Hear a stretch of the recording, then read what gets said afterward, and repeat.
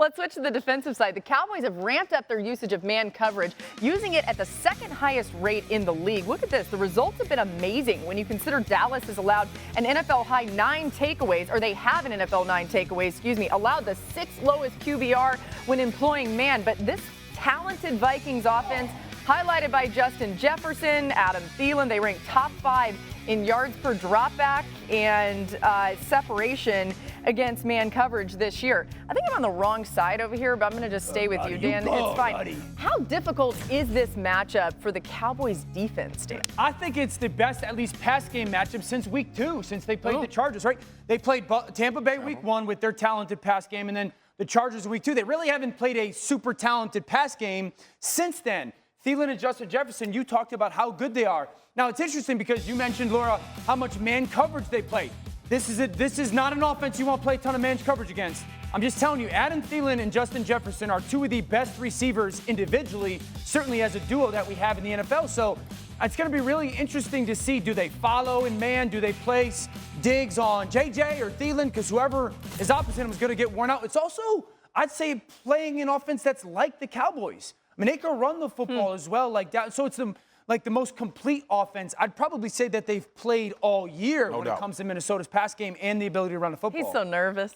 I am. I ain't gonna lie. It's legit. But I also, one thing I'm interested in, will Diggs travel is what I keep thinking. Who do you choose? Do you choose Thielen? Do you choose Justin Jefferson? Right. Because at some point, you got to try to limit one of these guys, right, in order from taking over the game and impacting the game. What makes them so phenomenal, D, and I'm glad you mentioned that, both of these guys are separation receivers.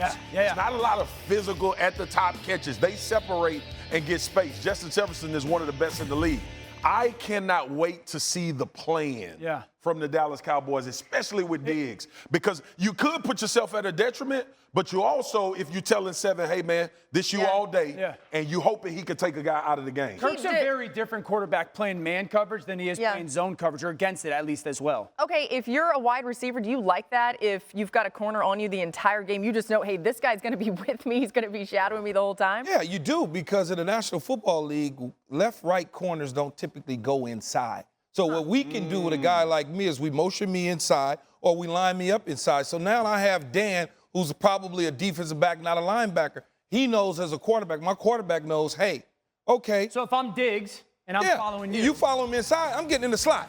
Okay. You're in trouble now because this isn't something you're typically going to do. Now we can run the ball behind me. I'm going to dominate you in the run game. Now if they say we can't do that, we're going to put a linebacker in. Now all of a sudden the linebacker's at a disadvantage in the passing game. So I like it. Now if I motion outside and you go with me, guess what? It's man-to-man. It helps the quarterback recognize what the coverage is. I go back inside. We know it changes things. It changes things from a personnel standpoint on the defensive side of the ball, but it gives the advantage to the quarterback and the offense. More space in the slot for you to work. Oh, my God. Two-way go, right? Oh, two-way go. I got it. Oh, all day long. From the QB standpoint, are you trying to maneuver guys to get in that spot? Oh, yeah, like, from that standpoint? If you're going to come out and Kubiak, their offensive coordinator, comes out and he sees that Diggs is going to follow, I'm going to assume Justin Jefferson, then now Justin Jefferson becomes my chip piece, my where is Waldo. Okay, we're going to move him inside if we want to take some shots, deep crossers. I could put him on one side of the field by himself, and then as a quarterback, Kirk is going to know, all right, it's zone coverage or it's man coverage, because if Diggs isn't there and it's opposite where he plays naturally, great, I got zone coverage. I can put a zone beater on one side of the field, a man beater on the other side of the field. Something Minnesota's done a lot this year is move those guys for quick throws, too. Is both of those guys can play inside when need be. With Thielen and Jefferson, both of them can play inside. I'm just telling you, like, if the Cowboys decide to play man coverage in this game as much as they have the first 6 weeks of this season, those two receivers will wear whoever's out. And to your point, like, this is what you said earlier. These teams are very similar when it comes from offense. You think about the Cowboys on the outside with Amari and CD. That's a good point. Right? So this defense has some experience defending multiple weapons. So I want to see how this play out, man. Yeah, Key, you mentioned those two receivers in Jefferson and Thielen can play inside. You explained it a little bit, but what exactly do you look for with a receiver that can play well inside? Well, like Swagoo was saying, I got all the field to work with. I got two-way goals. I got vertical stretch game. It's hard for a defender to recognize exactly where he's at on the field when he's not accustomed to playing in the slot. And the last thing, and I'll touch on it as well, is it goes back to your point, is the receivers are route runners. Because when you play inside and you play teams that play man coverage, the big thing is the leverage that guy plays.